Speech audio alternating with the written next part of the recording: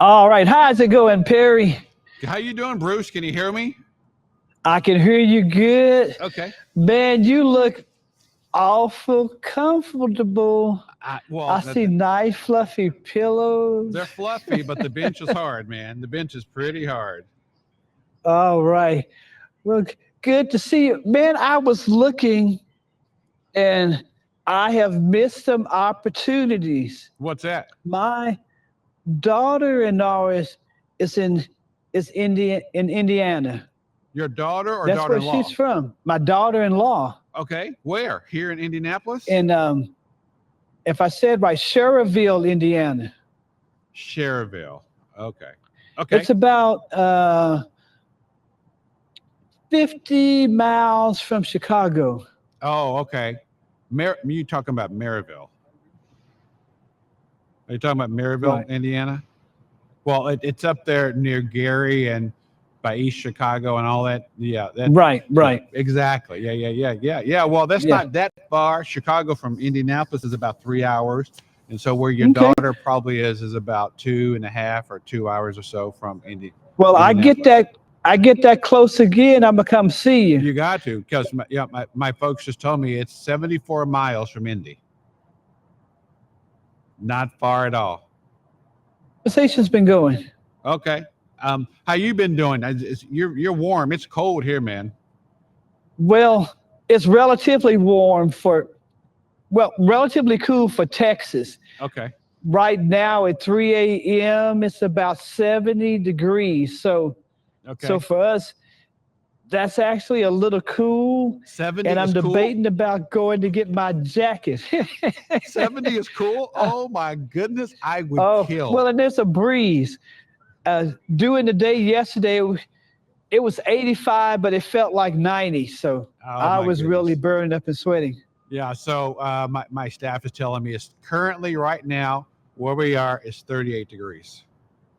Oh, all right. Well, very I'm just a different. wimpy Texas. Very different. So how your conversations been, Bruce, down there Our in 70-degree conversations Dallas? have been good. We packed them back to backs. Yeah. My staff wanted to make sure I didn't have an opportunity to fall asleep. Probably the two main themes that keep coming up in our conversations is in the issue talking about poverty, really saying that think the poverty of relationships is typically what goes first. Yeah. And once you lose those significant relationships, that makes the possibility of you ending up homeless more probable. Yeah. Yeah. Well, that definitely there is, people think of poverty in one very narrow kind of definition, but you and I both know that there are all kind of definitions of poverty and poverty of relationships. It's all about relationships. That's why we're sitting here on the bench for 24 hours. We're trying to develop relationships because, Jesus had conversations everywhere. As you know, he had them at the well, on the road, at many hills, he had conversations, but it's all geared toward relationships, right? Conversations is a way toward developing relationships. And so that's one of the things we're learning here too, is not only are relationships important, but it's just the way that you meet people where they are. And that's what some of the stuff that's coming out for us. Absolutely.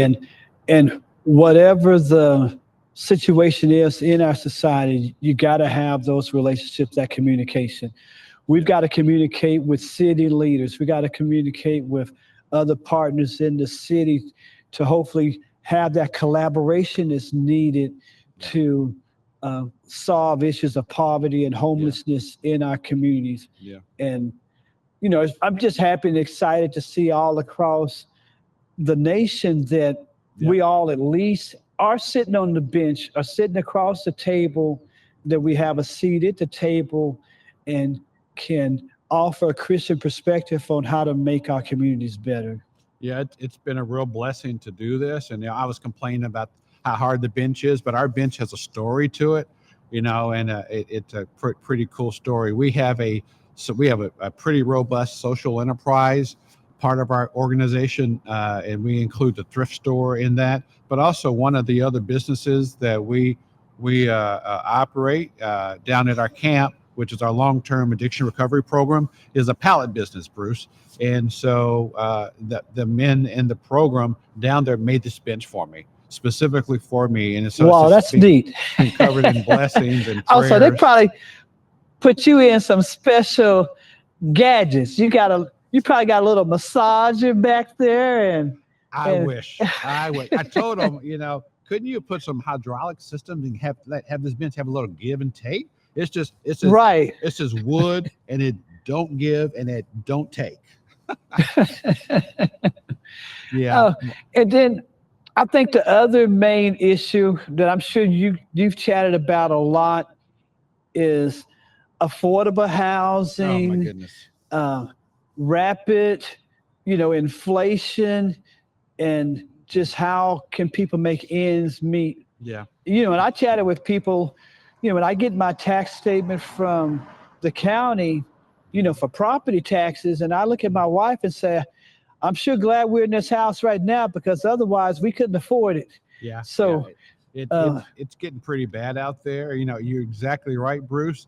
The lack of affordable housing, it's a common theme. I've talked to, Tracy Gorman down in Evansville. I'm talking to you now. I talked to Matt Dildine out in Fresno. I talked to Tom DeVries there, and Tom is not in Boulder, but he's in Fresno as well. I mean, it's all the same kind of conversations. It's lack of safe, affordable housing. And so I told Tracy and I were talking, and it's gone from a nice to have to a must have, right?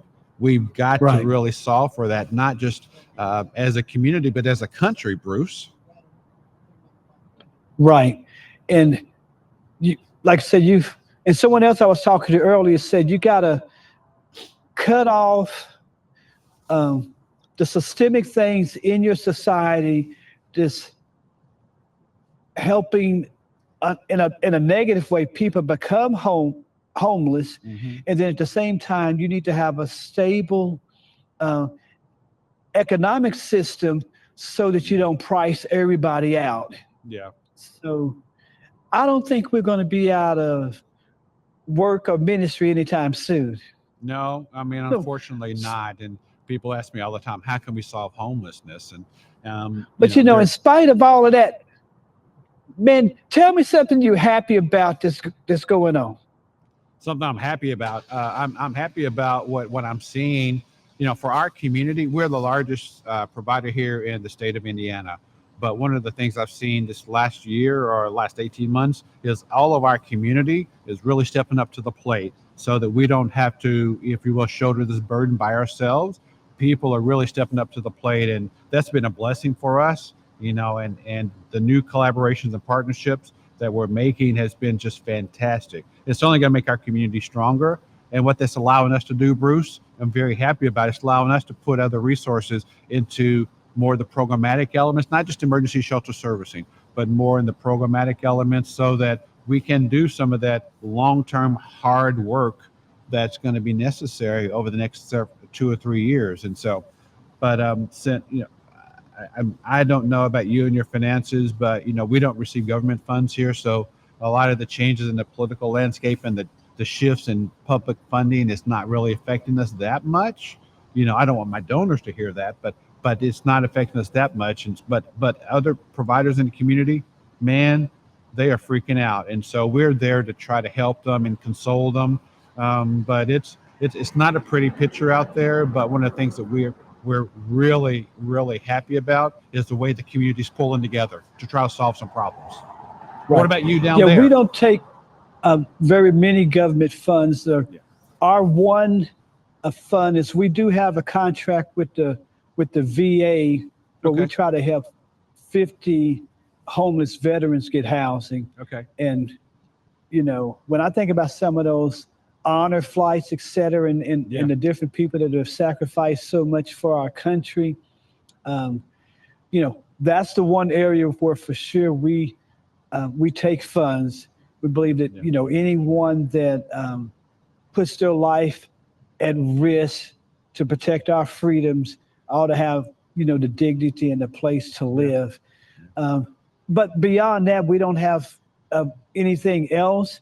But in our community, we are affected by it because, quite frankly, when other organizations that take a lot of government funds, when those funds are cut and they can't serve those people anymore, where do they go? They go to show you, up at our right? door. They show up at our door. Yeah, they come to you. So it's the same way. And we have a pretty robust child care program called Compass Kids. And so back a little while ago, they were talking about cutting off really reducing school lunches. Well, we had a lot of conversations that if they do that, and I think it's all stalled in the courts and kind of held up and a lot of discussions and stuff. But if they do that, then we're gonna have to feed our kids before they go to school, and that's an indirect cost to us. But we can't let our kids go to school without food. That's right. And we have some good collaboration going on as well, and that's really the key. Because what happens, in DC at the national level, that ebbs and flows back and forth, and it's really important, regardless of what the administration is in DC. Who's the mayor, who's the governor. We still got to get along.